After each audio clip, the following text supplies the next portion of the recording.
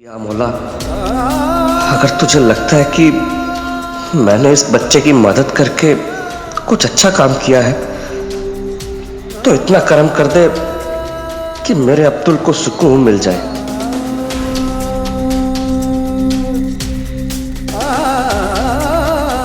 धार्मिक वीडियो सबसे पहले देखने के लिए हमारे चैनल को सब्सक्राइब करें और बेल आइकन दबाएं।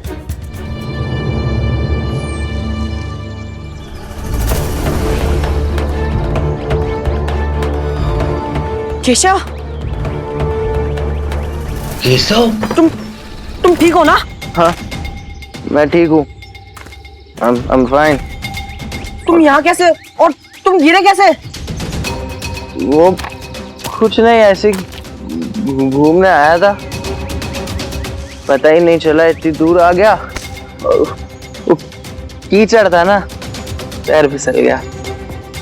चलो, सीढ़ी यहाँ से थोड़ा दूर है, मैं तुम्हें तुम्हारे वाड़े तक छोड़ दूंगा। चलो। नहीं नहीं, मैंने कहा ना मैं चला जाऊंगा, मैं ठीक हूँ।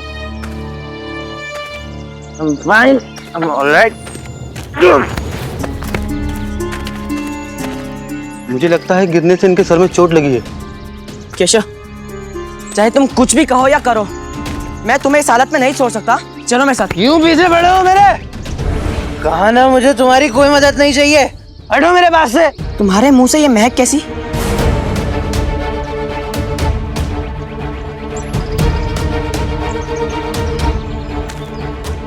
चलो चलिए। चलो। है, है, है, है, है। तुम्हारे बाल काफी बड़े हो गए हैं। इसका मतलब ये है कि शिरडी में कोई बाल काटने वाला नहीं है। साईं, आप ये क्या कह रहे हैं? मैं हूं ना। इसके बाल देखो कितने बड़े हो गए। अगर बाल काटना तुम्हारा काम होता तो तुमने इसके बाल जरूर काट दिए होते। साईं, इसकी ये हालत इसलिए है क्योंकि ये मेरे पास आया ही नहीं। क्या यही सच भगवान के लिए सच नहीं हो सकता? यही तो मूल है। भगवान तो है पर हम उसके पास जाते ही नहीं है। ठीक है साईं, मैं बाल कटवाने के लिए नहीं गया, लेकिन मैं तो भगवान के पास रोज जाता हूँ। रोजाना प्रार्थना करता हूँ कि भगवान मेरी प्रार्थना को स्वीकार करेगा। मैं जानता हूं कि तुम भगवान के पास जाते थे, मदद के लिए प्रार्थना भी करते थे, लेकिन तुम नहीं जानते हो कि ईश्वर तुम्हारी प्रार्थना सुनकर तुम्हारी मदद करता रहा है। कभी किसी ने खाना दे दिया तो कभी किसी ने कपड़े दे दिए। हर मददगार भगवान ही तो होता है।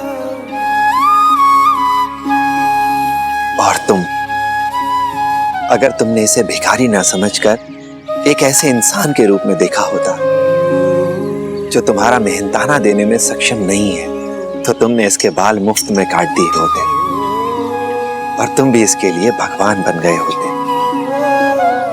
ये सच है कि भगवान हमारे चारों तरफ है, सब जगह। हमें दिखाई नहीं देता, पर लोगों की दयालुता के रूप में हम उसे देख सकते हैं। सोचो, क्या तुमने कभी किसी अजनबी की मदद का अनुभव नहीं किया? याद करो, कभी तुम्हें मदद की जरूरत थी और अचानक से कोई आ गया मददगार बनकर। यही ईश्वर का रूप है। मैं समझ गया साईं। भाई, मैं तुम्हारे दाढ़ी और बाल दोनों काट दूंगा।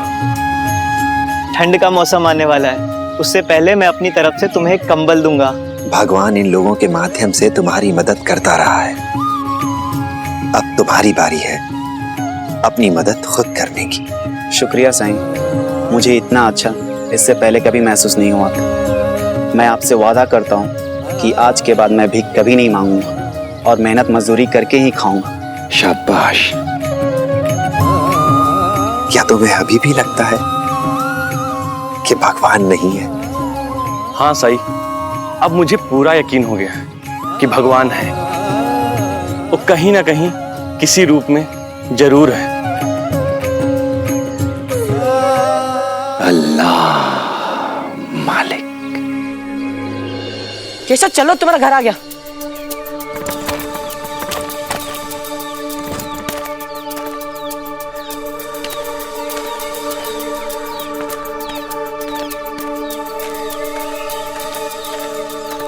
कोई है? कोई है? कौन? केशव, ए हट! ये क्या हालत बना दी है तुमने हमारे छोटे सरकार की? इसकी तबीयत ठीक नहीं है। केशव, ये क्या हालत हो रखी है तुम्हारी? क्या हुआ तुम्हें? कैसे हुआ ये सब? इतने कपड़े गंदे कैसे हो गए तुम्हारे?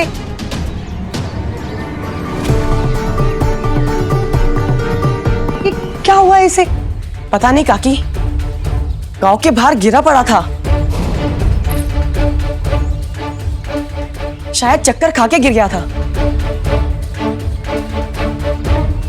भगवान का शुक्र है कि शहर से लौटते समय मेरी इस पे नजर पड़ गई और मैं इसे उठाकर यहाँ ले आया। बहुत अच्छा किया तात्या। इसकी तबीयत सुबह से ही खराब थी, उसके बाद भी बिना कुछ बताए, कुछ खाए पिए अकेला गांव में घूमने निकल गया। अगर तुम समय पे नहीं आते तो पता नहीं क्या होता इसका। आप चिंता मत कीजिए काकी, आप इसका ध्यान रखिए। मैं चलता हूँ।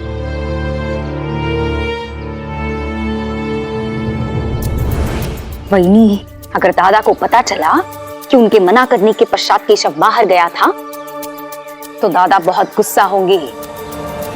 केशव को बाहर जाने नहीं देना चाहिए था। कहाँ गए थे तुम? तुम्हारे पिताजी ने तुम्हें बाहर जाने से मना किया है ना, फिर भी तुम गए। पता है कितनी चिंता हो रही थी तुम्हारी। घर आते ही सवाल मत शुरू करो। मेरे सर में दर्द हो रहा है, मुझे भूख लग रही है, प्लीज मुझे कुछ खाने को दे दो।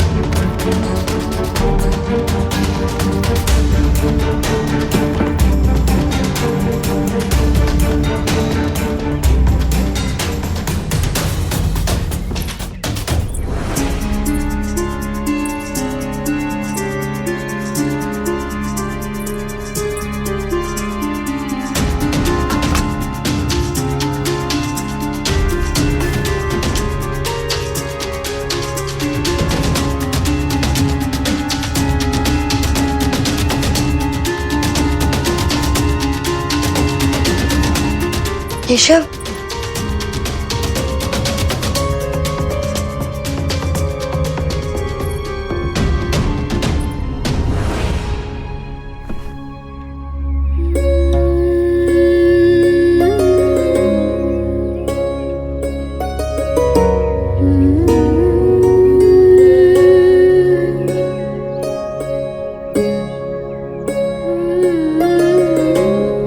केशव, तुम्हें याद है बचपन में मैं तुम्हें ऐसे ही खाना खिलाया करती थी।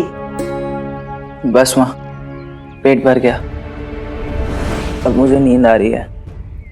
केशव, सब ठीक तो है ना बेटा? हाँ माँ, थोड़ा थक गया हूँ।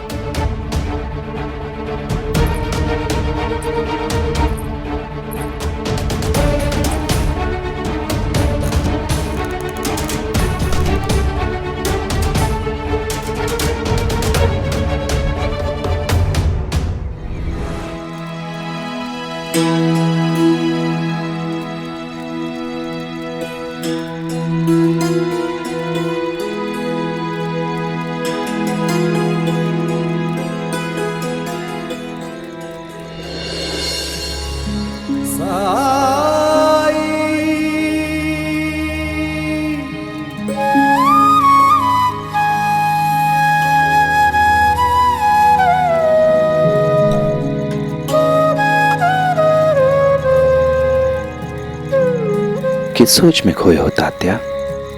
तुम रोज मेरे पास आते हो, दिन भर की सारी बातें मुझे बताते हो।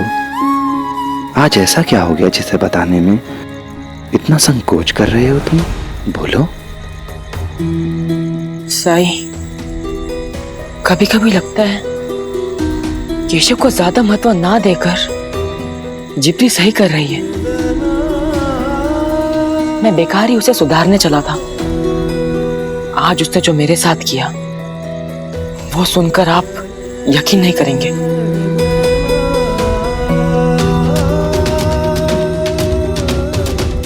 मैं तुम्हें इस हालत में नहीं छोड़ सकता। चलो मेरे साथ। क्यों पीछे पड़े हो मेरे? मैं तो उसकी मदद करना चाह रहा था और वो मेरे साथ बदतमीजी कर रहा था। मुझे आपकी बात याद थी जिसके चलते उसका इतना दुर्व्यवहार सहकर भी मैं उसे उसके घर तक छोड़कर आया। पर शायद मैं अगली बार उसकी मदद नहीं कर पाऊंगा। तात्या, केशव अपना बुरा व्यवहार नहीं छोड़ पा रहा है, अपनी बुराइयां नहीं छोड़ पा रहा है, इसका मतलब ये तो नहीं कि तुम अपनी अच्छाइयां छोड़ दो। साई, आपकी बात सुनकर मैंने पुराने केशव को खोजने की बहुत कोशिश की, पर सच्चाई तो ये है कि हमारा केशव खो चुका है। अब वो कभी नहीं मिलेगा, कभी नहीं।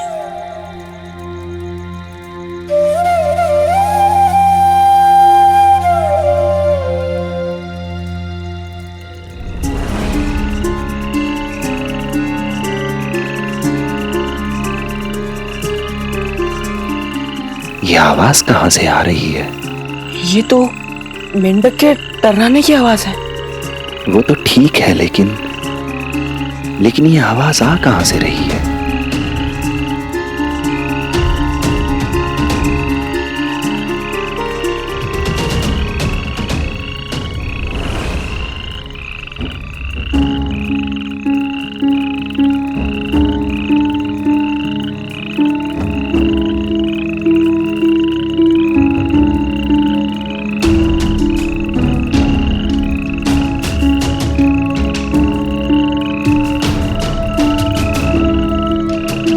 यहां आओ तात्या।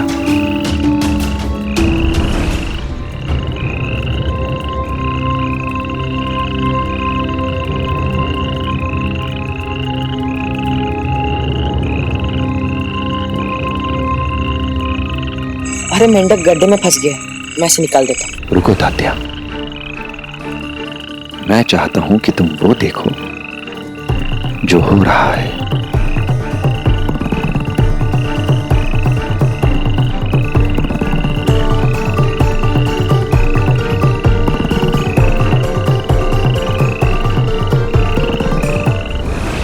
देखो उस गड्ढे के अंदर के मेढक को। उसने बाहर निकलने की बहुत कोशिश की है, लेकिन अपनी हर कोशिश कर लेने के बाद भी वो बाहर नहीं निकल पाया और उसने हार मान ली। लेकिन वो बाहर का जो मेढक है, जो कि इस गड्ढे के अंदर गिरे मेढक का दोस्त है, उसने हार नहीं मानी है। वो अपने दोस्त को प्रोत्साहित कर रहा है, उसका हौसला बढ़ा रहा है, जैसे कि उससे कह रहा हो कि हाँ दोस्त, तुम बाहर निकल सकते हो। मुझे विश्वास है तुम पर। लेकिन साई, आप ये मुझे क्यों बता रहे हैं? मान लो गड्ढे के अंदर जो मेढक है वो केशव है, जो कि अपनी सारी कोशिशें कर लेने के बाद भी बाहर निकलने में असमर्थ है। और गड्ढे के बाहर वो जो मेढक है वो तुम हो। अब तुम्हारे पास दो विकल्प हैं। या तो अपने दोस्त को इसी परिस्थिति में छोड़ दो और चले जाओ। कुछ देर में तुम्हारा दोस्त भी अपनी हार को अपनी नियति मान लेगा। और या फिर गड्ढे के बाहर के उस मेढक की तरह हौसला बढ़ाओ उसका। इस इस धैर्य के साथ, इस सबूरी के साथ कि वो बाहर निकलने में समर्थ है, वो बाहर निकल सकता है।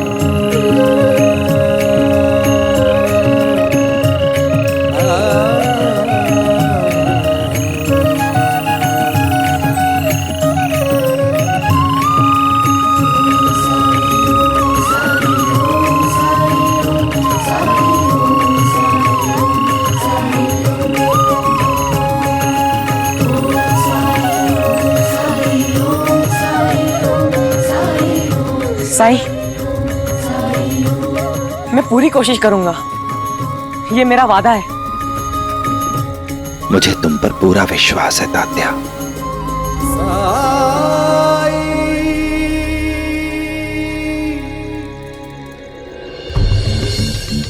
अब्दुल, अब्दुल, अब्दुल, चाचा अब्दुल है क्या? क्यों मियाँ, क्या बात है? मुझे उसकी मदद चाहिए। क्या हुआ अनवर भैया, क्यों मेरे नाम से चिल्ला रहे हो? अब्दुल, मेरी बकरी चरते चरते जंगल में दाखिल हो गई है, उसे वापस तुम ही ला सकते हो। अरे अब्दुल, क्यों? तुम्हारी बकरी है, तुम खुद जंगल में जाओ। मैं नहीं जाऊंगा। मुझे जंगल से बहुत डर लगता है और सुना है 2 तेंदुए बहुत खूंखार हो गए हैं। कहीं मुझे पर अचानक हमला कर दिया तो फिर मेरा क्या होगा? मैं नहीं जाऊंगा। वाह मियाँ वाह, और अगर मेरे अब्दुल पर हमला कर दिया तो? अब्दुल तो हट्टा कट्टा है, ताकतवर है, अपनी हिफाजत खुद कर सकता है। मैं तो पतला सा हूँ, मैं क्या कर पाऊंगा?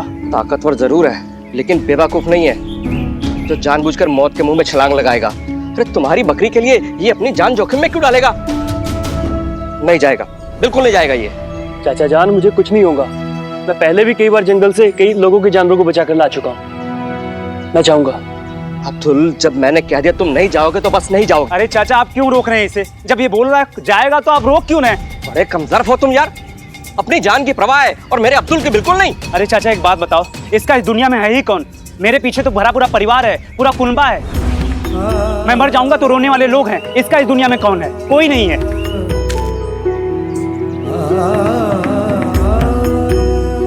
अब्दुल, ऐसे मतलबी लोगों की मदद करने की तुम्हें कोई जरूरत नहीं है। हाँ, तो कौन सा गलत कहा इसने? मेरा है ही कौन इस दुनिया में? मैं जाऊंगा, बकरी लेने जाऊंगा। अब्दुल, अब्दुल, अरे अब्दुल, गुस्ताख, तुम्हारी हिम्मत कैसे हुई मेरे अब्दुल के बारे में ऐसा कहने की? चल दफा हो जा मेरी नजरों के सामने से, निकल यहां से।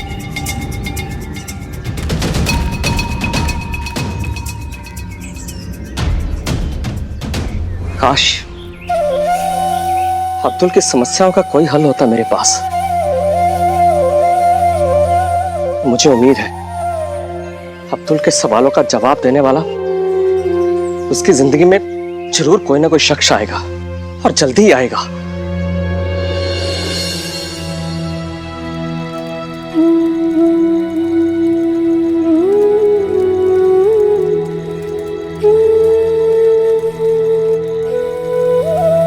बस राणो जी, अब रहने दो।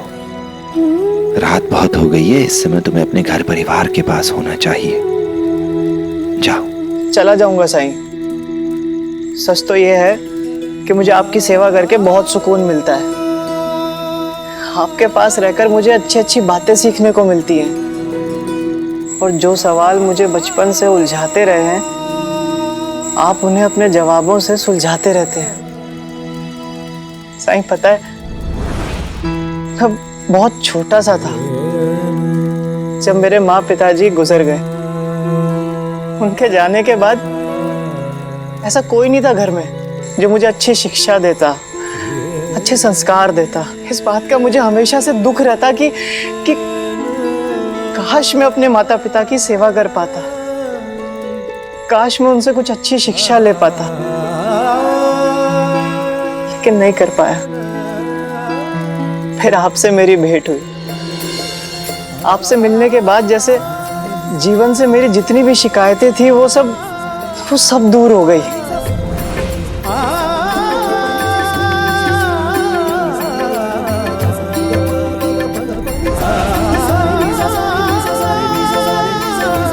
पिता की तरह आपने मेरा मार्गदर्शन किया, माँ की तरह ममता लुटाकर आपने मेरा इलाज किया।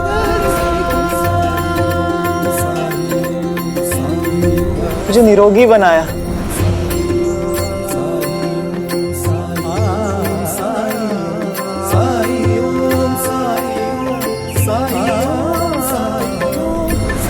साईं, जीवन में कैसे आगे बढ़ना है ये सब मुझे आपने ही सिखाया है, इसीलिए मेरे लिए आप ही मेरे माता पिता के समान हैं। जैसे माता पिता अपने बच्चों की हौसला अफजाई करते हैं,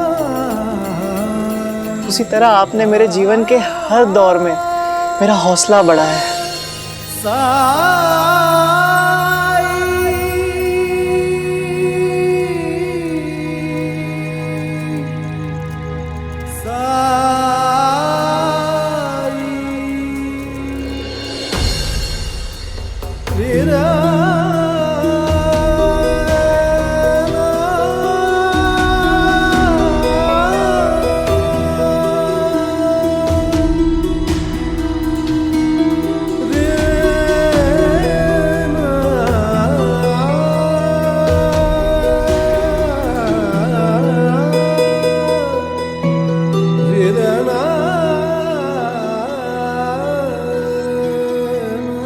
तुम अब भी उस आदमी की कही हुई बातों को लेकर परेशान हो।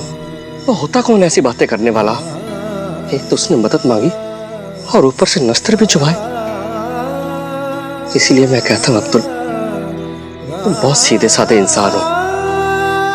ये दुनिया मतलबी लोगों से भरी हुई है। अपने काम से काम रखो, भूल जाओ उसने क्या कहा। ऐसी बातों को दिल की जमीन नहीं दी जाती। चाचा जान, बचपन से आप यही बातें कहकर मुझे तसल्ली देते आ रहे हैं। मुझे पता है कि आप मुझे प्यार करते हो। आपने मेरी परवरिश की है, मेरी हर ख्वाहिश पूरी की है। पर चाचा जान, आप फकीर हो, मेरे पास कम रहते हो।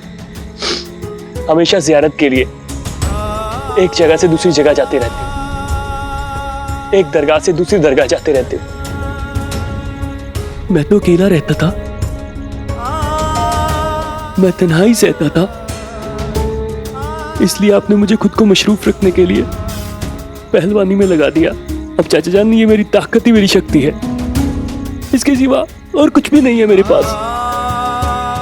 अगर ऐसी बात है ना, तो अब से तुम भी मेरे साथ चलो। चाचा जान, मैं कोई फकीर तो नहीं, मैं तो किसी के साथ जुड़ना चाहता हूँ, किसी के साथ रहना चाहता हूँ, वो जो मेरी फिक्र करे और जिसकी मैं। चाचा जान, मेरी आपसे एक गुजारिश है कि आप जब भी खुदा से दुआ करें तो एक सवाल जरूर पूछें कि मेरे माँ बाप ने मुझे क्यों छोड़ दिया, कहाँ है मेरे माँ बाप। चाचा जान, क्या मेरी जिंदगी में कोई अपना नहीं आएगा? क्या मुझे कोई प्यार नहीं करेगा चाचा जान?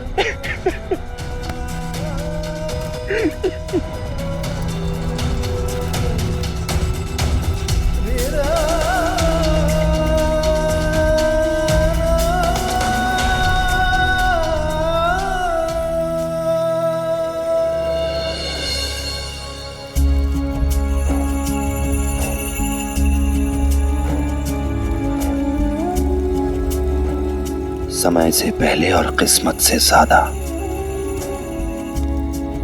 कभी किसी को कुछ नहीं मिला है अब्दुल। हौसला रखो, सबूरी रखो अब्दुल, सबूरी रखो।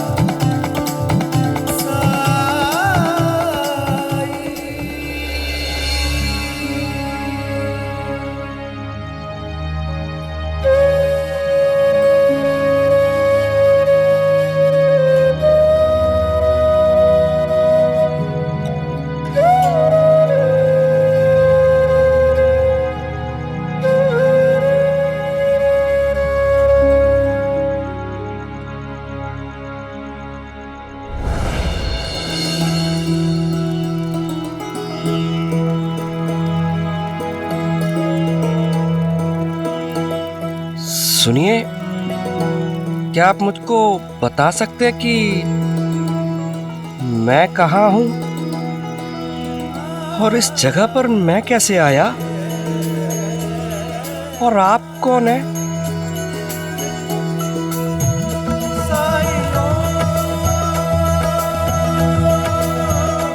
कुछ बताने के लिए ही आपको यहाँ बुलाया है। मैं साईं हूँ। मैं जानता हूँ कि अब्दुल को लेकर आप बहुत परेशान हैं, और हों भी क्यों ना। किस्मत अब्दुल को आपके पास लाई, उसकी जिम्मेदारी आपको सौंपी और आपने उसे बखूबी निभाया भी। लेकिन अब वक्त आ गया है कि अब्दुल का अपना परिवार हो, और इसके लिए उसे आपकी सरपरस्ती से निकलकर कहीं और जाना होगा।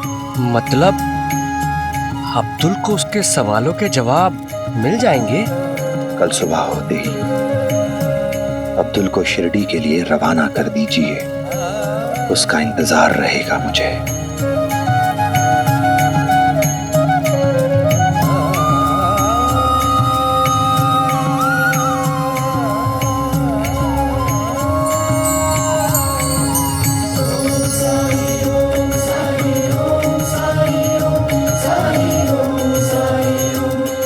अल्लाह मालिक।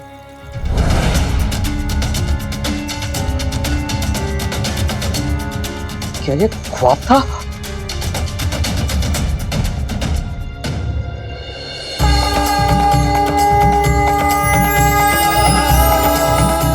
ये मेरे हाथ में आम कैसे आ गए? ये आम तो मेरे ख्वाब में थे। साईं, शिरडी, तो क्या सच में अब्दुल को वहां उसके जवाब मिल जाएंगे?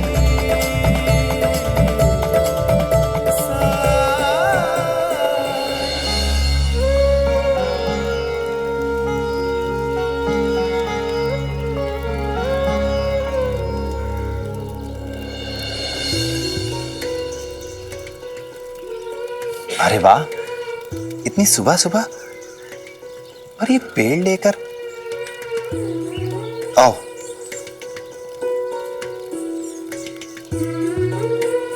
यहां रख दो।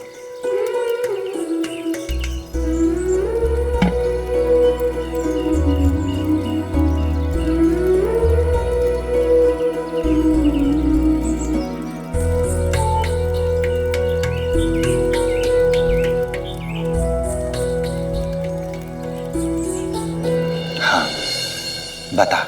साईं, अध्यापक जी ने हमें पेड़ों का महत्व समझाया था। उसके बाद हमने भी सोचा कि हमें भी एक पेड़ लगाना चाहिए, और लगाया भी।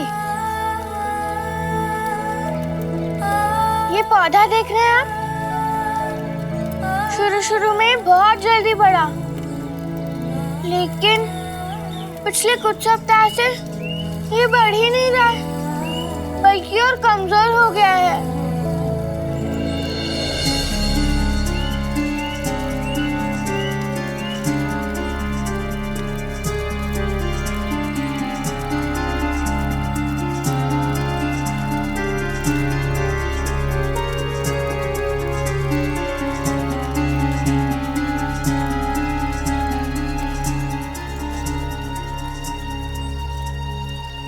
ये बीमार हो गया है।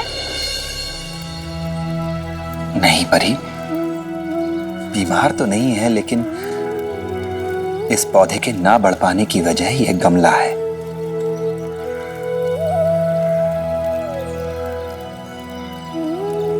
जब तक पौधा छोटा था, ये गमला इसके लिए पर्याप्त था, क्योंकि पौधे की जड़ों को बढ़ने की जगह मिल रही थी।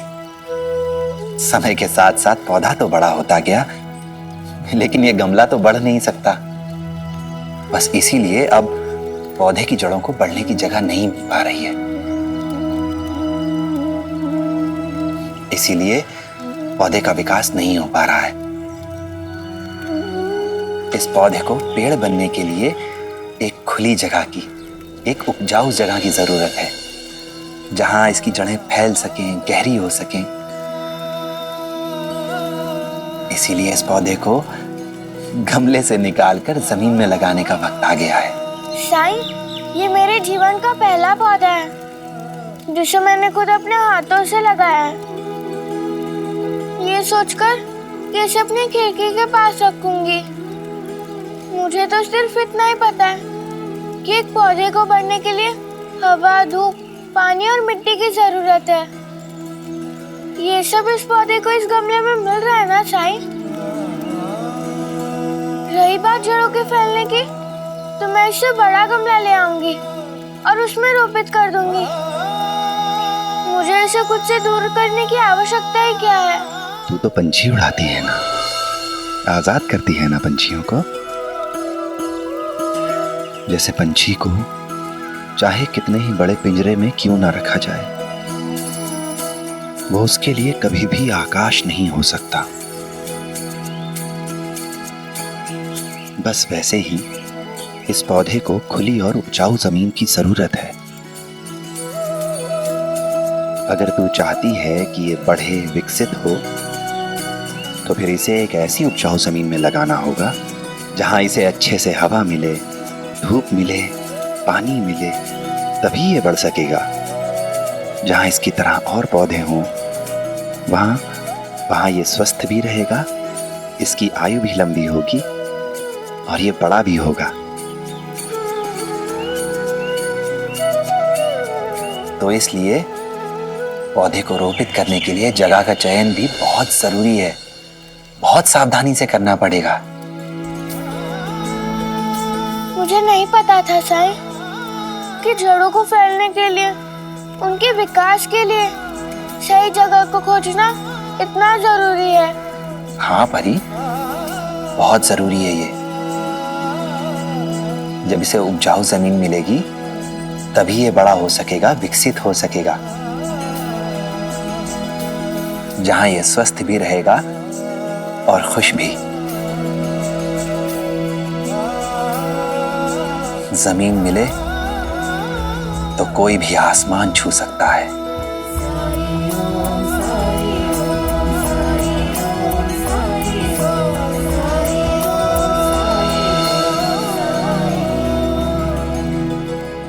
अब्दुल, कभी तो मेरी सुन लिया करो। तुम्हें शिरडी जाने के लिए बोला था, तुम्हें जाना ही होगा। आज तक मैं आपकी ही बात सुनते आया हूं चाचा जान, लेकिन आपकी ये बात नहीं सुनने वाला। बीती रात में थोड़ा जज्बाती हो गया था, इसलिए आपको बहुत सारी बातें सुना दी। हाँ, मुझे बहुत खुशी होगी कि मेरा भी परिवार हो,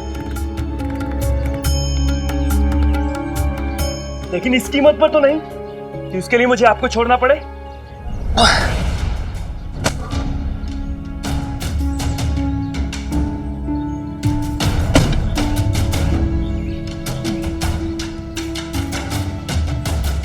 चाचा जान, आपने मुझे तब सहारा दिया जब मेरे अपने मुझे छोड़कर चले गए और मेरे पास और कोई सहारा नहीं था।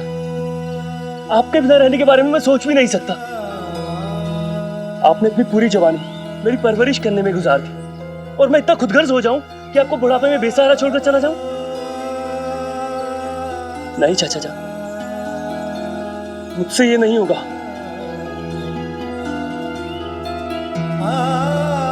मेरी बात को समझो अब्दुल, तुम्हें जाना ही होगा। और मैंने कब कहा कि तुम्हें मेरी परवाह नहीं है? खून का ना सही, रिश्ता तो है ना। रिश्तों की तासीर दूरियों से घट जाए तो फिर वो रिश्ता कैसा? और ये कोई जरूरी नहीं है कि तुम कहाँ जा रहे हो। तुम जहां भी रहोगे हम आपस में जुड़कर रहेंगे ना। और कभी कभी नए रिश्ते बनाने के लिए पुराने संबंधों से दूरी रखनी पड़ती है। यही दुनिया का दस्तूर है। अब्दुल, तुम वहां पर खुश रहोगे। तुम्हें जो सवाल परेशान करते हैं तुम्हें उनका जवाब मिलेगा वहां। साइंस से कुछ ना कुछ सीखने को मिलेगा। अपनी खुशी के लिए नहीं, कम से कम मेरी खुशी के लिए चले जाओ।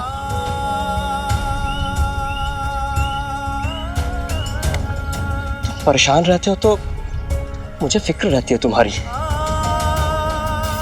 तुम्हें तुम्हारे सवालों का जवाब मिलेंगे तो तुम्हारे मन में खुशी आएगी और मुझे सुकून मिलेगा कि तुम्हें तुम्हारे सवालों के जवाब मिल गए। और खुदा ना खास्ता कल को मुझे कुछ हो गया तो तुम तो अकेले रह जाओगे ना। फिर सोचो मेरी रूह को चैन मिलेगा क्या? बीती रात तुमने कहा था ना कि अल्लाह ताला से मेरे लिए दुआएं मांगना, तो मैंने उनसे दुआएं मांगी। मैंने बोला कि अब्दुल को सुकून मिले, उसके सवालों के जवाब मिले उसको। जानते हो कल रात साईं मेरे ख्वाब में आए। उन्होंने मुझसे कहा कि अब्दुल को मेरे पास शिरडी भेजो, इसलिए तुम वहां पर जाओ, अपना इस्तकबाल बुलंद करो, अपनी खुशियों को तलाशो, उन्हें हासिल करो। मुझे यकीन है तुम्हारा इस्तकबाल वहां पर तुम्हारा इंतजार कर रहा है। जाओ अब्दुल, जाओ।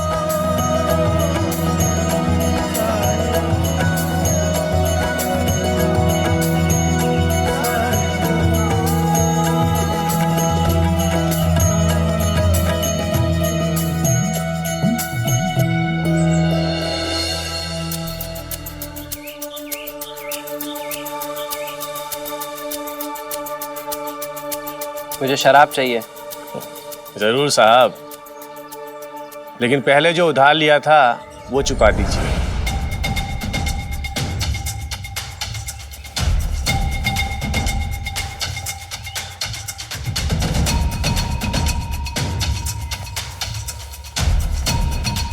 ओह नो, हड़बड़ी में पैसे लाना ही भूल गया।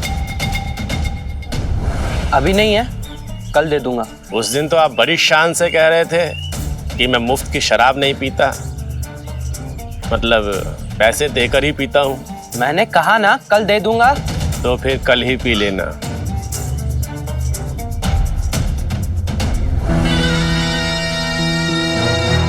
केशव कहाँ है?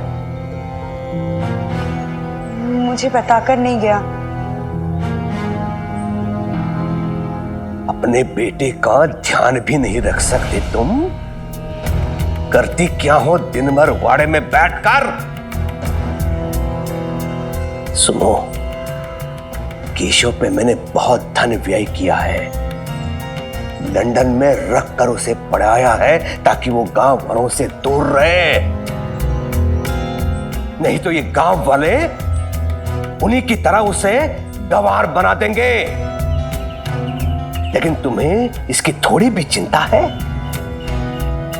और ये मैं क्या सुन रहा हूं? वो अप्पा का बेटा आया था तात्या केशव को घर तक छोड़ने के लिए। कहीं ऐसा तो नहीं है रुक्मिणी कि तुम उसे रोकना ही नहीं चाहती हो? मन ही मन तुम्हें लगता है ना कि वो गांव वालों के साथ घुल मिल जाए, एक मूर्ख लड़का बन जाए जैसे वो पहले था, जैसे तुम्हारे जैसी माता का पल्लू पकड़ के घूमता था, चलता था। लेकिन सुन, ये मैं होने नहीं दूंगा, समझी? उसको बताना मैं शाम को मिलूंगा उससे, बात करनी है उससे मुझे।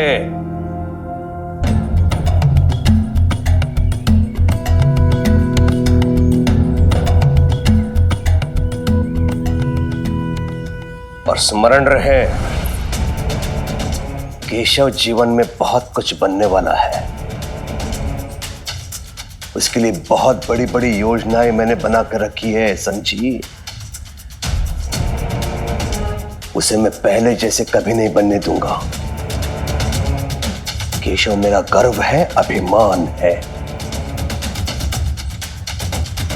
और वे वैसा ही बन गया है जैसा मैं सदैव चाहता था कि वो हो। हरिओम।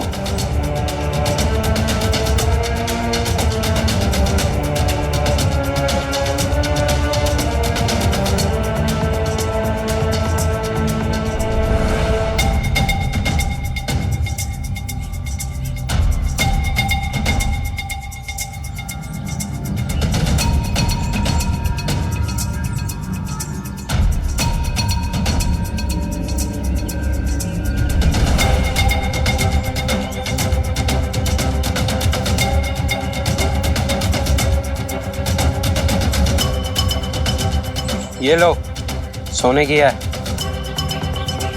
लेकिन याद रहे कि इसे बेच नहीं रहा हूं, गिरवी रखवा रहा हूं। पैसे देने के बाद इसे वापस ले जाऊंगा।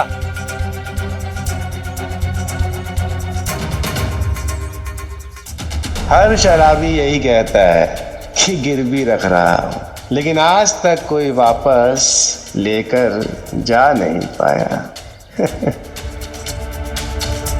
ठीक है साहब, जब तक आपकी अंगूठी मेरे पास है आप यहां से शराब ले जा सकते हैं। भाषण नहीं, शराब दो मुझे। दिनेश,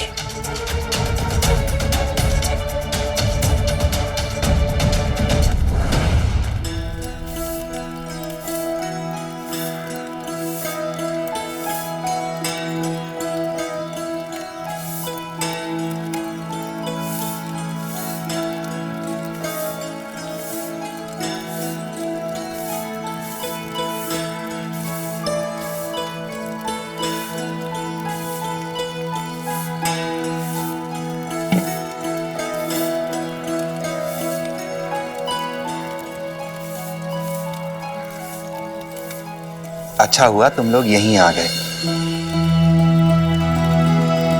मुझे कुछ काम था तुमसे। जी कहिए ना साईं। द्वारका माई में कुछ काम कराना है, क्या मेरी मदद करोगे तुम लोग? हाँ बोलो ना साईं।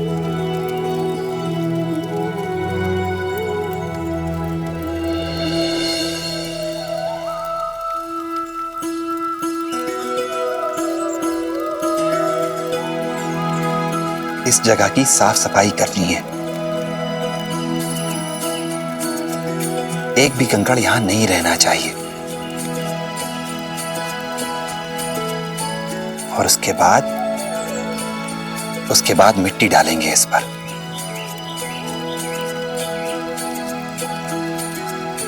वो तो कर देंगे साईं, लेकिन यहाँ कुछ खास होने वाला है क्या? हाँ, कुश्ती होगी। रानू जी काका आप इतना मत हंसिए।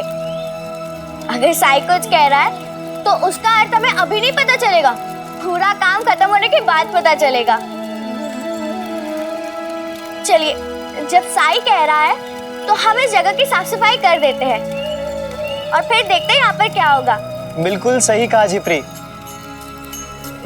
चलो।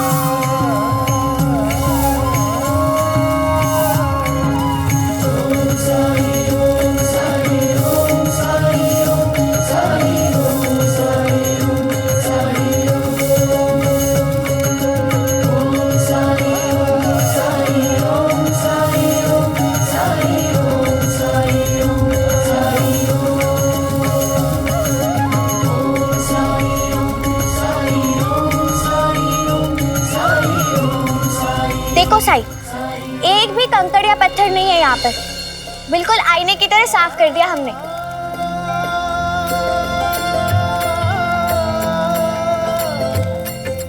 शाबाश। अब तुम दोनों अपने अपने काम पर जाओ। जी साईं, जैसा आप कहें।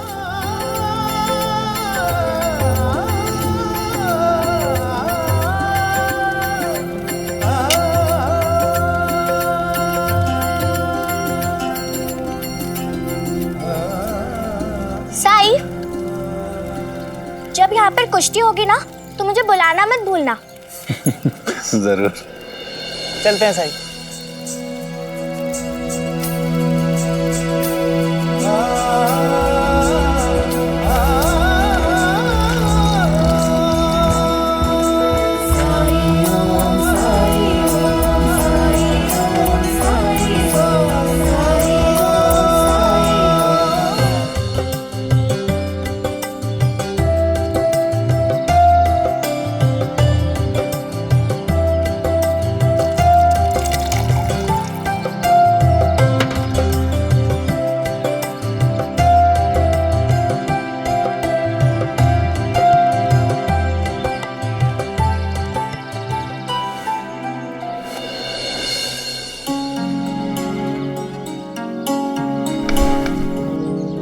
शुक्रिया भाई।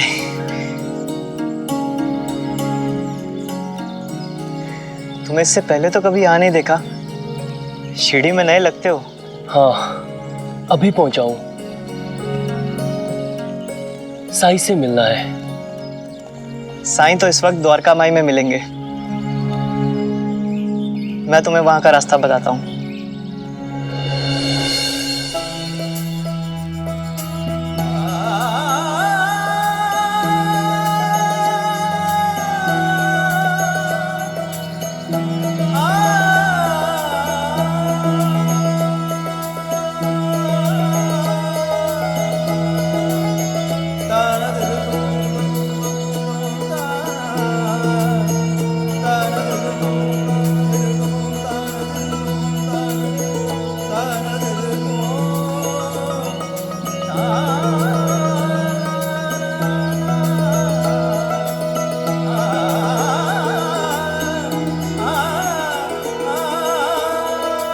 आओ अब्दुल।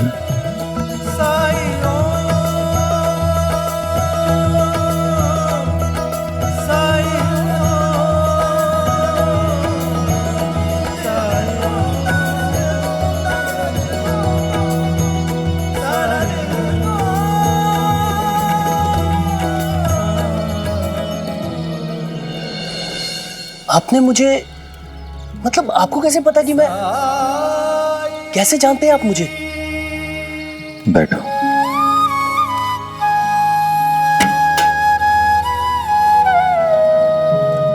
मुझे यहाँ क्यों बुलाया है आपने? बहुत नाम सुना है तुम्हारा। सुना है तुम बहुत ताकतवर हो। कुश्ती में तुम्हारा कोई मुकाबला नहीं है, तो सोचा तुम्हें बुलाकर तुमसे कुश्ती के कुछ दांव पेच सीख लूं। चाचा जान ने तो कहा था कि साईं से मेरे सवालों के जवाब मिलेंगे, पर यहाँ तो साईं ही मुझसे सीखने की बात कर रहे हैं। सच में मुझसे कुश्ती सीखना चाहते हैं आप? हाँ। क्या इसलिए बुलाया आपने मुझे यहाँ? हाँ। सिखाओगे मुझे? माफ कीजिएगा साईं, लेकिन आपकी ये उम्र कुश्ती सीखने की नहीं है। ये तो बचपन से ही सीखी जाती है और बहुत कठिन भी है। रोज अभ्यास करना पड़ता है, रोज वर्जिश करनी पड़ती है, सुबह जल्दी उठना पड़ता है, बिना रुके डंड पेलने पड़ते हैं और 500 बार उठक बैठक करनी पड़ती है, फिर जाकर उतरता है कोई अखाड़े में। पहलवान बनना इतना आसान नहीं है साईं। और आप तो फकीर हैं, क्या आप ये सब कर पाएंगे? कोशिश तो कर ही सकता हूँ। हो सकता है तुम जैसा बड़ा पहलवान ना बन पाऊं, लेकिन थोड़े बहुत दांव पेच तो सीखे ही जा सकते हैं।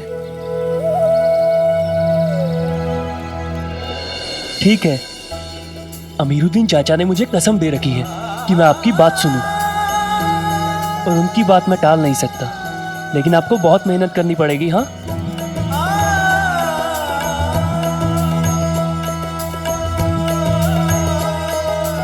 लेकिन आप कुश्ती सीखेंगे कहाँ?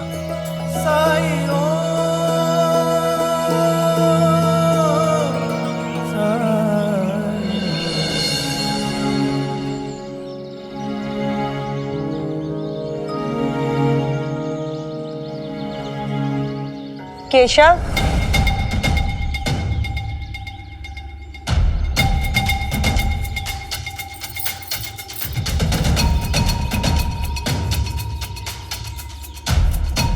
कहाँ गए थे तुम? बाहर घूमने। तुम्हारे पिताजी के मना करने के बाद भी? तुम्हें पता है वो तुम्हें ढूंढ रहे थे, पूछ रहे थे कि केशव कहाँ है, और मेरे पास कोई जवाब नहीं था। उन्होंने मुझे बहुत सुनाया और कहा। कहना तो आपको उनसे चाहिए था कि मुझे बताकर नहीं गया है। प्लीज माँ, अब मैं छोटा बच्चा नहीं रहा हूँ कि हर छोटी छोटी बातों पर सबको सफाइयाँ देता रहूँ।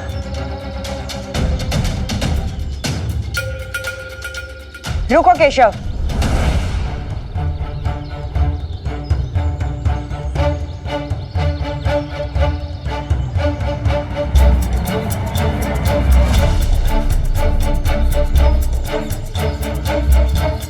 मेरी बात अभी खत्म नहीं हुई है केशव।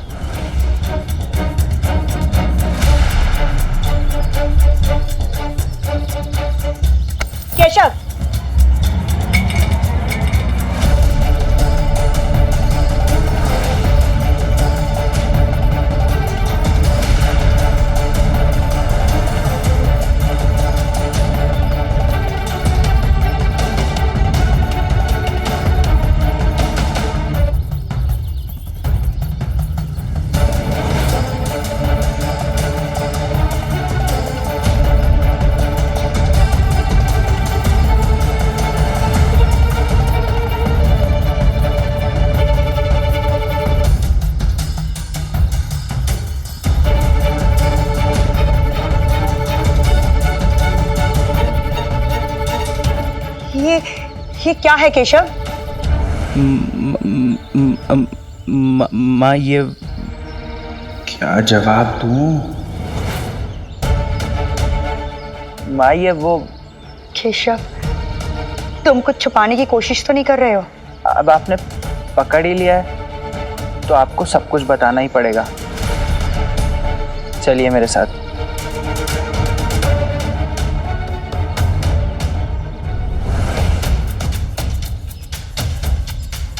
जल्दी सोच, कौन सा झूठ बोलेगा जो माँ को सच लगे।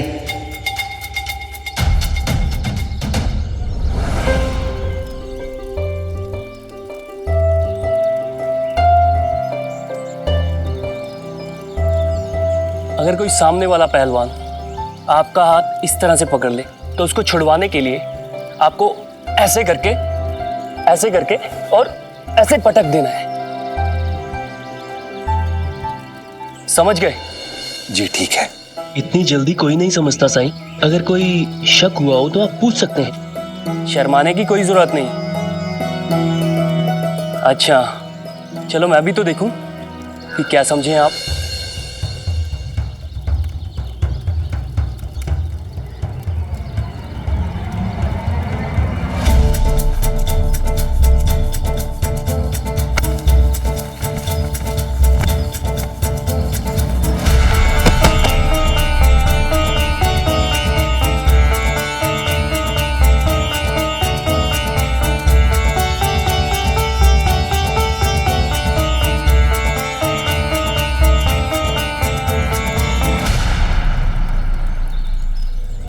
एक बार में कर लिया?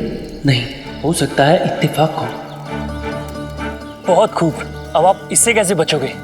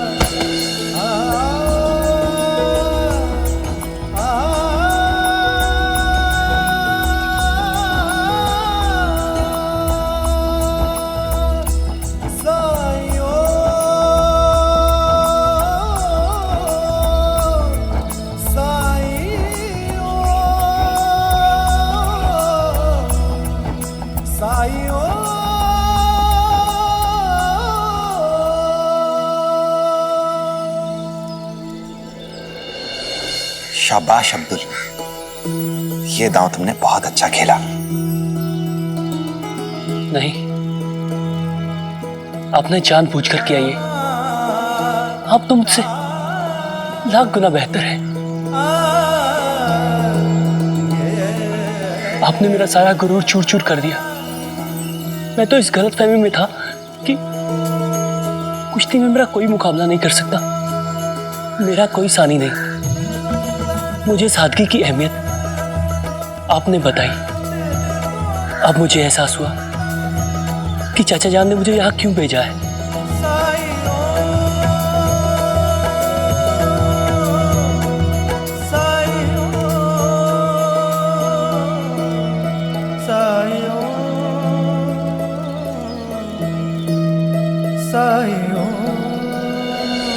तुम्हें कुश्ती आती है, बखूबी आती है, लेकिन क्या कभी तुमने ये समझने की कोशिश की कि जिंदगी में कुश्ती का फलसफा है और कुश्ती में जिंदगी का? वो कैसे? कुश्ती कहाँ लड़ते हो? अखाड़े में। किसे हराने के लिए? वो जो हमसे लड़ता है। प्रतिद्वंदी। हाँ, प्रतिद्वंदी। और अगर उसे ना हरा सके तो खुद हारना पड़ता है। लेकिन इसका जिंदगी से क्या ताल्लुक? जिंदगी भी तो एक अखाड़ा ही है अब्दुल, जहां एक नहीं बल्कि एक साथ कई प्रतिद्वंदियों का सामना करना पड़ता है। काम, क्रोध, लोभ, मोह, मद, मत्सर, आसक्ति, अहंकार, असंयम, असहिष्णुता, अधीरता, व्यग्रता, चिंता, ये सब हमारी मानसिक व्याधियां ही तो हैं। ये मन के विकार ही तो हैं। दरअसल यही तो हमारे असली शत्रु हैं, जो पहले हमारे विचार पर और फिर विचार के माध्यम से हमारे कर्म पर काबू पाना चाहते हैं। जैसे कुश्ती में हम अपने दुश्मन की पकड़ से बचकर उस पर काबू पाने की कोशिश करते हैं, वैसे यही कोशिश हमें जिंदगी में भी लगातार करनी होती है। बस एक बार मौका चूके कि चारों खाने चित। बिल्कुल सही कहा आपने साईं, मैंने कुश्ती को कभी इस नजर से देखा ही नहीं। क्योंकि कुश्ती को तुम अपने अकेलेपन,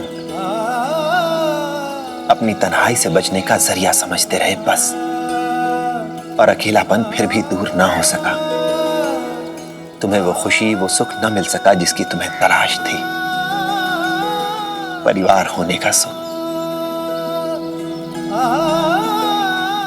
मैंने तुम्हें यहां इसीलिए बुलाया है कि तुम्हें उस सुख का एहसास हो, वो खुशी मिले जिसके लिए तुम इतने साल भटकते रहे।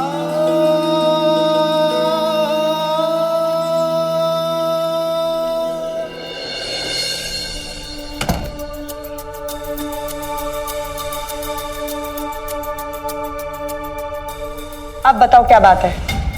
माँ वो घबराओ नहीं, बताओ मुझे।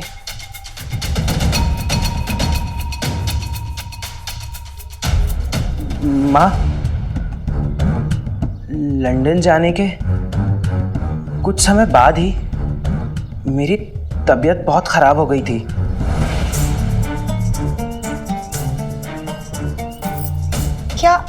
क्या हुआ तुम्हें?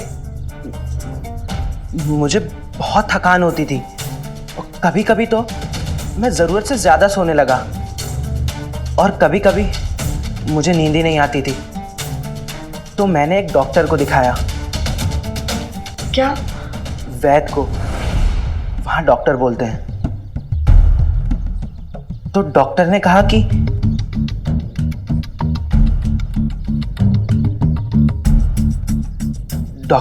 कि मुझे एक बीमारी है। बीमारी? कौन सी बीमारी है तुम्हें? पल्पिटेशन। ये कैसी बीमारी है? तुमने आज तक हमें बताया क्यों नहीं? तुम बताते तो तुम्हारे पिताजी तुम्हारा इलाज करते। आने दो तुम्हारे पिताजी को। तुम अपने पिताजी को इस बीमारी के बारे में सब कुछ बताओगे, वही तुम्हें औषधि देंगे। नहीं साईं, मेहनत मजदूरी करके मैं 2 वक्त की रोटी तो कमा लूंगा, लेकिन मैं रहूंगा कहां पे? जब आ गए हो तो रहने का इंतजाम भी खुद ब खुद हो जाएगा। हाँ, अगर तब तक रहना चाहो तो द्वारका माई के द्वार सबकी तरह तुम्हारे लिए भी खुले हैं। आप जैसी अजीम शख्सियत के साथ एक छत के नीचे रहने का मौका कौन गंवाना चाहेगा साईं? मैं तो खुद को किस्मत वाला समझूंगा अगर आप अपने साथ रहने दें। साईं, साईं, साईं, साईं, साईं,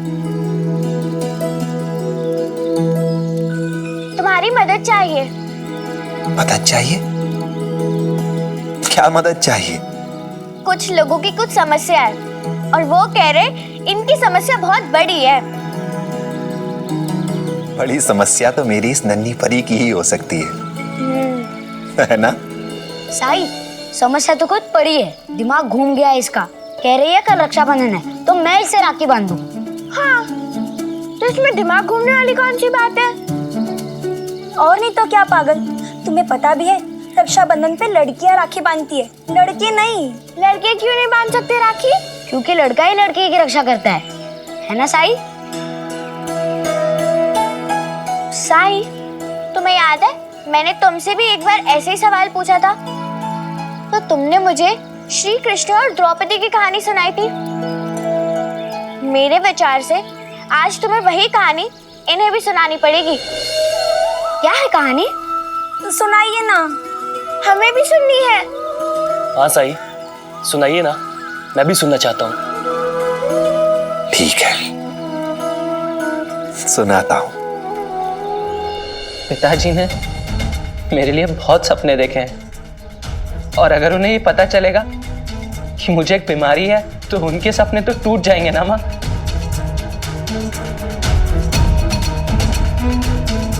फिर इलाज तो किसी से कराना ही पड़ेगा ना। क्या इसे साईं के पास जाने के लिए कहूँ? माँ, इलाज तो चल रहा है, मैं रोज शहर दवाई लेने ही तो जाता हूँ। इसका मतलब इसमें तुम्हारी दवाई है? हाँ माँ, पर इसकी गंध बहुत बेकार है। लेकिन केशव, रोज रोज दवा क्यों लानी पड़ती है? एक दिन जाकर हफ्ते भर की दवाई नहीं ला सकते क्या? माँ, दवाई ताजी ताजी ही बनती है। दवाई को रखकर नहीं ले सकते, और इसमें सिर्फ एक दिन की ही दवा आती है। अगर आज के आज नहीं पी तो खराब हो जाएगी।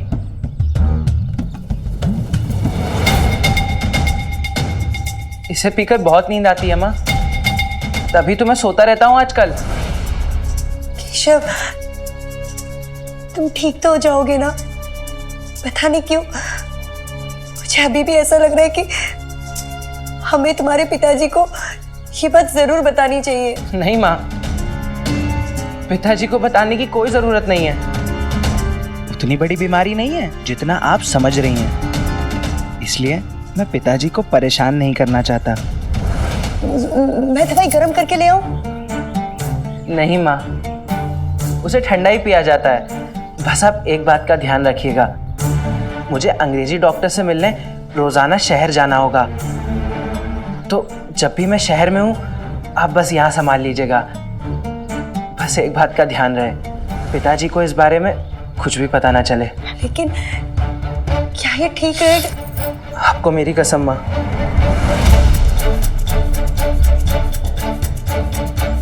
मेरे स्वास्थ्य के लिए। ठीक है, अगर बात तुम्हारे स्वास्थ्य की है तो मैं तुम्हारी मदद जरूर करूंगी। लेकिन केशव, मुझे इस बात की बहुत खुशी है कि तुम अपने पिताजी की कितनी चिंता करते हो, उनके बारे में सोचते हो। लेकिन अपना भी ध्यान रखा करो।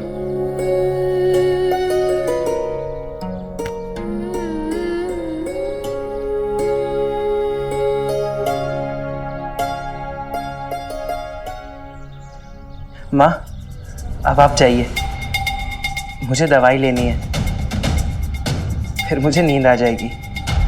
अपना ख्याल रखना।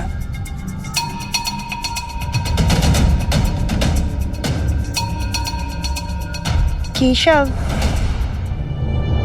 हाँ माँ। तुम खाली पेट दवाई लोगे तो तुम्हें नुकसान होगा। मैं तुम्हारे लिए कुछ खाने के लिए लेकर आऊं? ये तो बहुत अच्छा होगा माँ, मुझे भूख भी बहुत लग रही थी।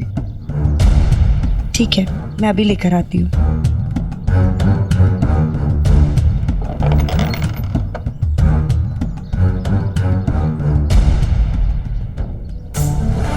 Oh God, Keshav, you are simply brilliant. माँ तो बहुत भोली भाली है। चलो, अब तो आगे के लिए मेरा काम और भी ज्यादा आसान हो गया।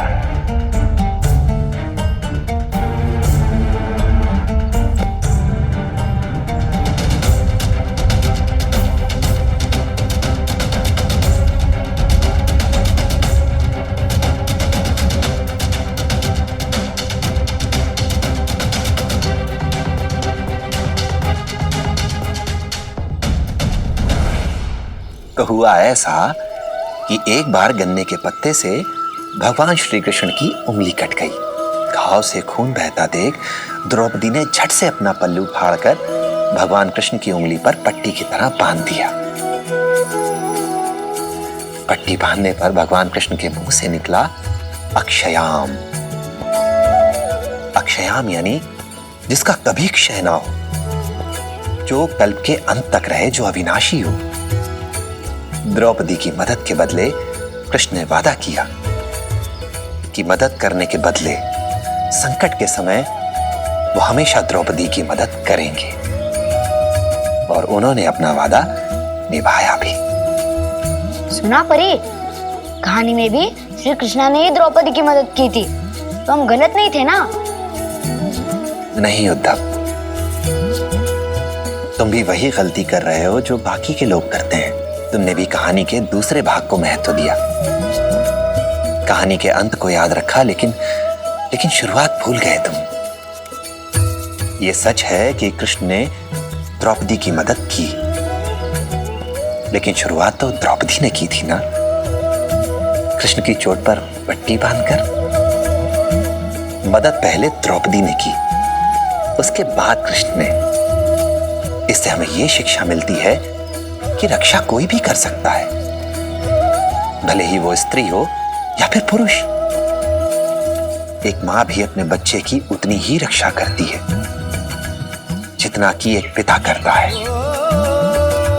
हाँ, ये सच है कि भाई अपनी बहन की रक्षा करते हैं, परंतु बहन भी तो अपने भाई का ख्याल रखती है ना।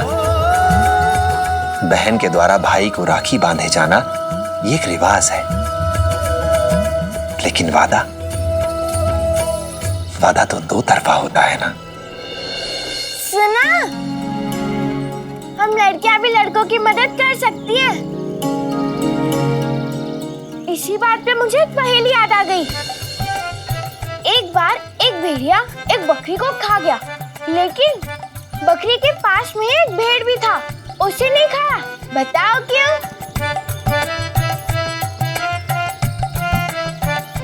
क्यों? क्योंकि वो राखी का दिन था और भेड़िए को लगा कि भेड़िए का भाई भेड़ होता है, इसलिए उसे नहीं खाया।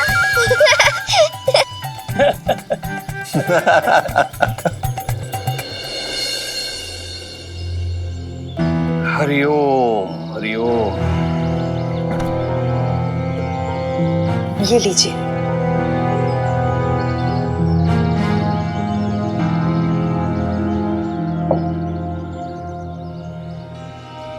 केशव घर पे है? हाँ, है वो। तो खड़ी खड़ी देख क्या रही हो? स्मरण नहीं रहता है तुम्हें? क्या कहा था मैंने? उससे बात करने जा, बुलाओ उसे। जी वो। दिन प्रतिदिन रुक्मिणी तुम्हारी उपयोगिता कम होती जा रही है। तुमसे कोई भी अपेक्षा रखना व्यर्थ होता जा रहा है, समझ रही हो तुम? मैं ही जाके देखता हूं वो कैसा है।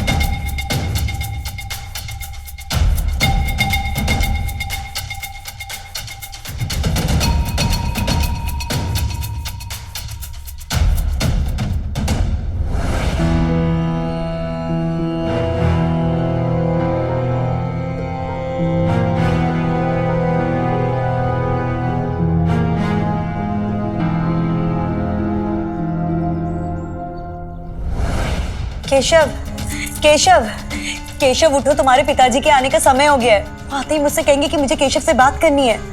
केशव उठो। माँ सोने दो ना माँ, आई एम वेरी स्लीपी।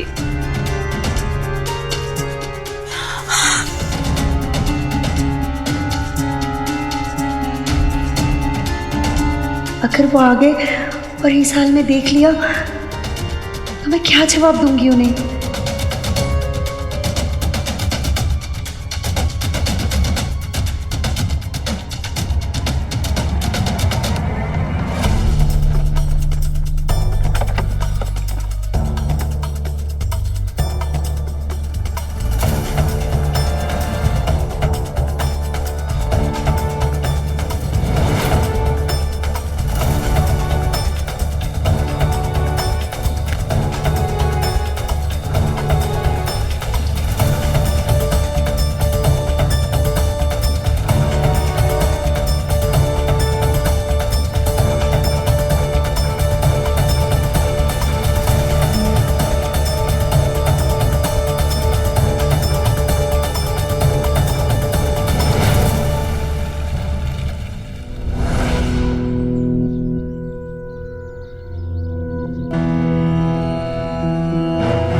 तुम ये बता नहीं सकते थे मुझे कि केशव दिन भर पढ़ता रहा और पढ़ते पढ़ते थक कर सो गया। अपनी बुद्धि का उपयोग कब करोगे तुम रुक्मिणी? जी वो मैं भी किससे बात कर रहा हूं?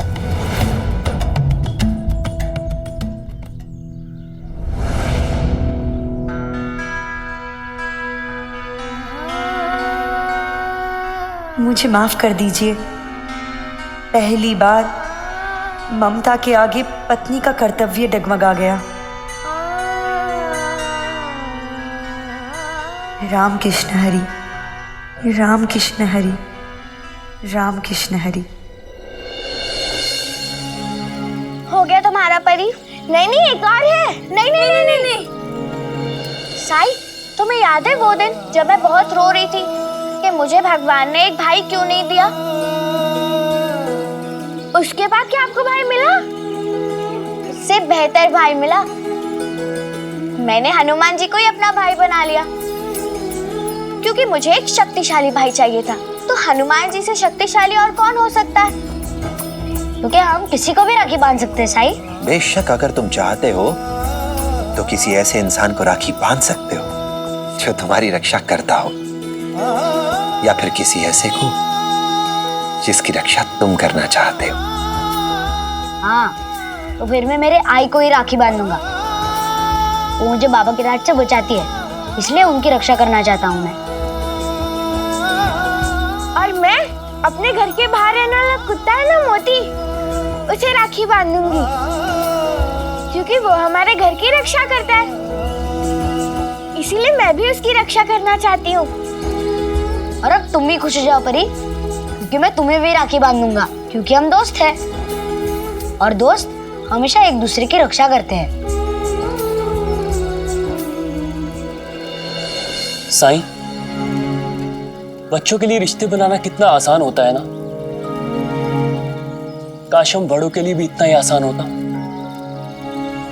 क्यों, आपको कोई राखी नहीं बांधता?